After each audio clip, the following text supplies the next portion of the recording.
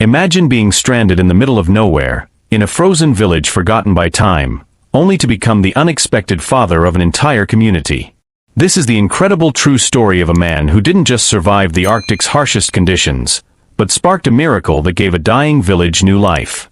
A story of hope, resilience, and the power of human connection in the most unlikely place. Stay with us, because what happened next will restore your faith in the strength of family and the magic of second chances.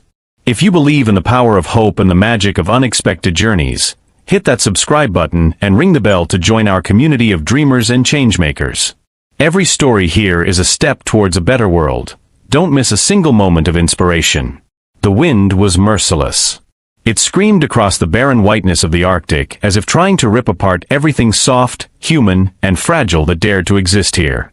Elliot Walker, a man of 53 with deep lines around his mouth and a quiet heaviness behind his eyes, staggered forward with trembling hands shoved into the pockets of his worn-out winter coat.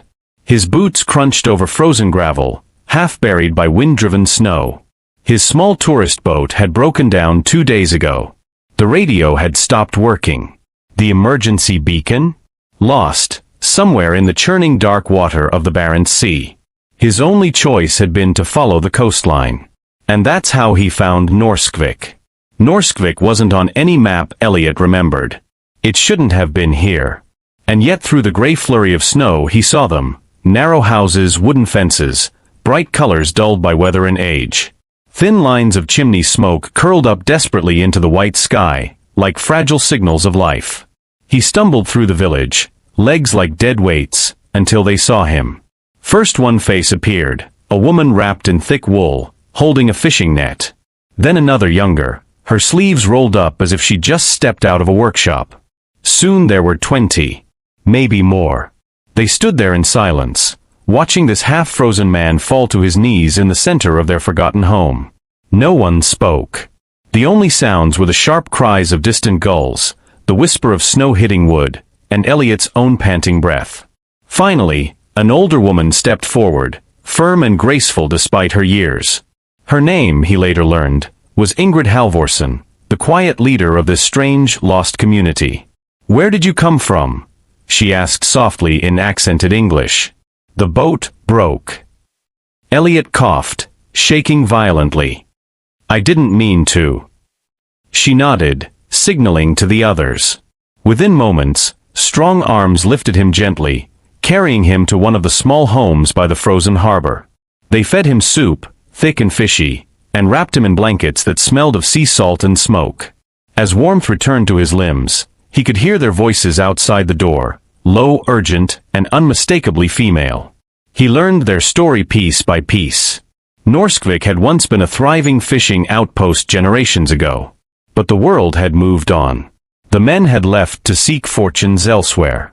The younger women who stayed were bound by tradition, by family loyalty, and by a fierce, quiet determination to survive. But there was one thing missing: children. Without new life, Norskvik was dying, slowly year by year. No schools. No crying babies. Just routine, repetition, and the cold. And now this man. This complete stranger, brought to their doorstep by accident, or maybe something greater. For 3 days, they nursed him. Elliot hardly spoke. His heart was heavy from his own life back in America, a divorce, estranged children, a career that had drifted into insignificance. He was nobody. But to them, he was a spark. It was on the 4th evening that Ingrid sat with him by the small hearth, the glow of the flames illuminating her creased but kind face.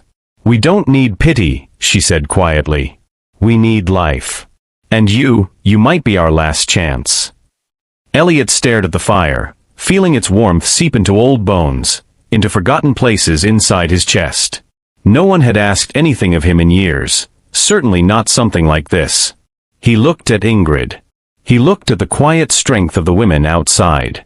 And then he remembered the empty, echoing apartments of his life back home. The unanswered phone calls. The regret. Here, perhaps, he could be something again. After a long silence, he nodded. "All right," Elliot said softly. "I'll stay." Outside, the Arctic wind didn't howl anymore. It whispered. The village of Norskvik was about to awaken. And Elliot Walker was about to become part of something no one, especially not him, could have ever imagined. Spring came late in Norskvik, but when it arrived that year, it brought more than just melting ice and brittle sunlight.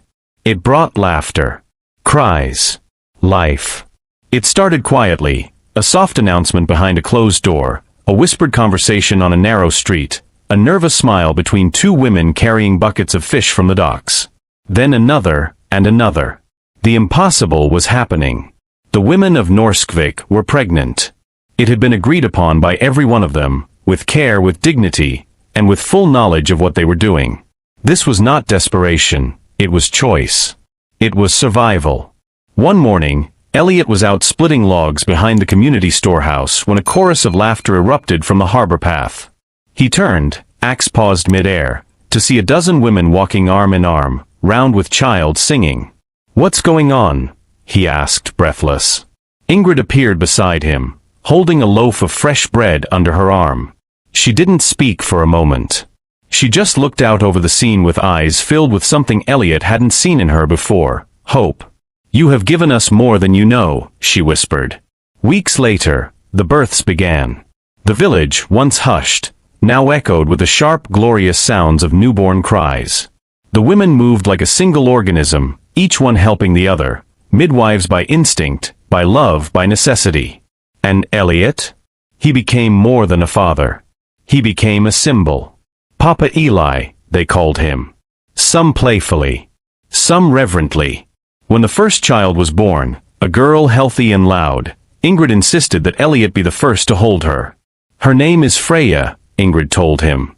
"And she will have 20 mothers, and one father." The next birth came days later. Then another. And another. A tradition was born. With each new arrival, the entire village would gather by the harbor, lift Elliot into the air, and shout in one voice. For life. For Norskvik.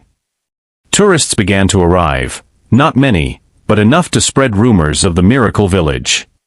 They came for the auroras, but stayed for the story. Journalists asked questions. Some were turned away. Others were allowed to stay long enough to write glowing, almost mythical accounts of the town where women rebuilt a future with their own hands, and the help of a shipwrecked stranger. Elliot, once drifting through life like a discarded branch on a river, stood now like a pillar in the heart of something vast, living and unstoppable. On one crisp night, beneath emerald waves of northern lights, Elliot stood at the edge of the village and watched as dozens of women, their bellies full with the next generation, sang lullabies in a language he didn't fully understand, but somehow knew by heart. And for the first time in years, Elliot Walker felt not lost, but home. Years had passed since Elliot Walker first stumbled into Norskvik, a forgotten village shrouded in Arctic frost and silence. The once desolate homes were now filled with laughter, children's laughter, the heartbeat of a community reborn. The air was thick with the scent of wood smoke and salt, mingled with the fresh, vibrant smell of new life. Elliot stood on the hill overlooking the village, his back bent slightly with age but his eyes still sharp, gleaming with a deep, steady pride. Around him, the village was alive with movement, women tending gardens, children chasing each other between colorful houses, and elders sharing stories by firelight. The village had changed beyond recognition. Where there was once only survival, now there was hope. Where there was silence, now songs filled the air. And through it all, one thing remained clear: Elliot was not just a man who had come by accident. He was the father of a family, a leader, and a living legend. A large wooden platform had been built in the village square, adorned with bright flags and carved symbols representing their shared history. It was the day of the lifting ceremony, a tradition born years ago to celebrate births, anniversaries, and moments of joy. Today, it was a celebration of Elliot himself, a tribute to the man who had given Norskvik its future. The villagers gathered, women and children alike, faces radiant with love and respect. The children, now dozens, called out to him in unison, their voices a chorus of hope and gratitude. "Papa Eli! Papa Eli!" Elliot's heart swelled as strong arms lifted him high into the cold Arctic sky. The wind carried their cheers far across the fjords. For a moment, Time seemed to stand still, the past with its hardships and loneliness, melting away beneath the bright light of this communal joy. After being gently lowered, Elliot smiled, eyes moist. He looked at Ingrid, who had become not just a leader but a dear friend and sister in this extraordinary journey. She nodded, tears glistening on her cheeks. "We are one family," she said, her voice steady yet full of emotion. "You gave us hope when there was none. You showed us that even in the harshest places, life can grow and thrive." Their community had grown beyond Norskvik's borders. Women had traveled to the mainland, returning as teachers, doctors, and leaders, bringing new knowledge while honoring their roots. The village had become a beacon, a symbol of resilience, unity, and choice. Elliot often sat quietly by the harbor at sunset, watching the horizon blush with gold and purple hues. The children's laughter echoed behind him, and sometimes a small hand would slip into his, a silent reminder of the family he never expected but now cherished beyond words. His story had become a legend told by the villagers to every new visitor. The man who arrived lost in the snow became the father of us all. He did not choose this life, but he chose to stay. And in doing so, he saved us. And so the tale of Elliot Walker and the village of Norskvik lived on, not just as history, but as a living promise that even in the coldest, most forgotten corners of the world, warmth and hope could bloom. As twilight deepened, Elliot closed his eyes and breathed in the Arctic air, no longer a stranger, but a man who belonged.